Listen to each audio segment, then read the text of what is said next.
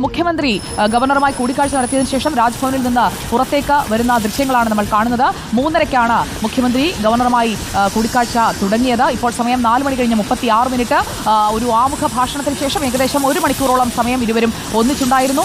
കേരള സർവകലാശാലയിലെ പ്രതിസന്ധി, അതുപോലെ തന്നെ VC നിയമനം അടക്കമുള്ള കാര്യങ്ങൾ ചർച്ചയായിട്ടുണ്ട് എന്നതാണ് നമ്മൾ മനസ്സിലാക്കുന്നത്. മഞ്ഞുരുക്കത്തിലേക്ക് എത്തിക്കഴിഞ്ഞോ, സമവായത്തിലായോ? 1 മണിക്കൂർ സംസാരിച്ചു എന്ന് പറയുമ്പോൾ രണ്ടുപേരും പറയാനുള്ള കാര്യങ്ങളൊക്കെ പറഞ്ഞ് സർക്കാരും ഗവർണറും തമ്മിൽ ഒരു ഏറ്റുമുട്ടലല്ല, ഒന്നിച്ചാണ് പോകേണ്ടത് എന്ന തീരുമാനത്തിലേക്ക് എത്തിയോ എന്നറിയണം. റോഷിപാൽ നമുക്കൊപ്പം. റോഷിപാൽ, കൂടിക്കാഴ്ച കഴിഞ്ഞു, 1 മണിക്കൂർ 5 മിനിറ്റ് രാജ്ഭവനിൽ ഉണ്ടായിരുന്നു മുഖ്യമന്ത്രി. സമവായത്തിലേക്ക് എത്തിയോ?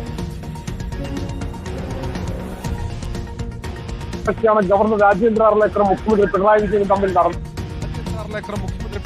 തമ്മിൽ നടന്നത്. നമുക്കറിയാം, ഉന്നത വിദ്യാഭ്യാസ മേഖലയുമായി ബന്ധപ്പെട്ട ആശയക്കുഴപ്പം കൃത്യമായി നിലനിൽക്കുന്നുണ്ട്. ഈ സാഹചര്യത്തിൽ കൂടിയാണ് മുഖ്യമന്ത്രിയുടെ ഈ കൂടിക്കാഴ്ചയുടെ പ്രസക്തി വർദ്ധിക്കുന്നത്. തർക്കം തീർക്കാനുള്ള ഒരു അനുനയ നീക്കം എന്ന് വേണമെങ്കിൽ ഇതിനെ വിലയിരുത്താം. കാരണം 2 പ്രധാനപ്പെട്ട ബില്ലുകൾ ഗവർണറുടെ അംഗീകാരത്തിനായി കാത്തു നിൽക്കുന്നുണ്ട്. അതിൽ ഒന്ന് ഒരുപക്ഷെ ഒപ്പുവെക്കാനുള്ള സാധ്യതയുണ്ട്. അത് സ്വകാര്യ സർവകലാശാല ബില്ലാണ്. രണ്ടാമത്തേത് സർവകലാശാലയിലെ ചാൻസലർ കൂടിയായ ഗവർണറുടെ അധികാരം വെട്ടിക്കുറക്കുന്നതാണ്. അതിലൊരുപക്ഷെ മടക്കാനുള്ള സാധ്യതയുണ്ട്.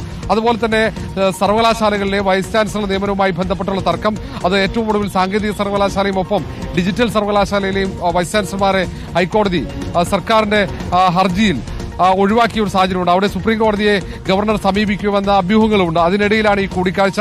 അങ്ങനെ സുപ്രീം കോടതിയിലേക്ക് രാജ്ഭവൻ പോയാൽ ഏതെങ്കിലും തരത്തിൽ തിരിച്ചടി വരുമോ എന്ന ആശങ്കയുണ്ട്. ഏതായാലും വൈസ് ചാൻസലർമാർ ഇല്ലാത്തതുകൊണ്ട് തന്നെ പല സർവകലാശാലകളിലും ഭരണസ്തംഭനമാണ്. അത് പ്രതിപക്ഷം ശക്തമായി ഉന്നയിക്കുന്നുണ്ട് ആരോപണമായി. അങ്ങനെയുള്ള ഒട്ടേറെ പ്രശ്നങ്ങൾ ഉന്നത വിദ്യാഭ്യാസ മേഖലയിലുണ്ട്. അതിനിടയിലാണ് ഈ കൂടിക്കാഴ്ച. അതുകൊണ്ട് തന്നെ നിർണായക കൂടിക്കാഴ്ചയാണ്.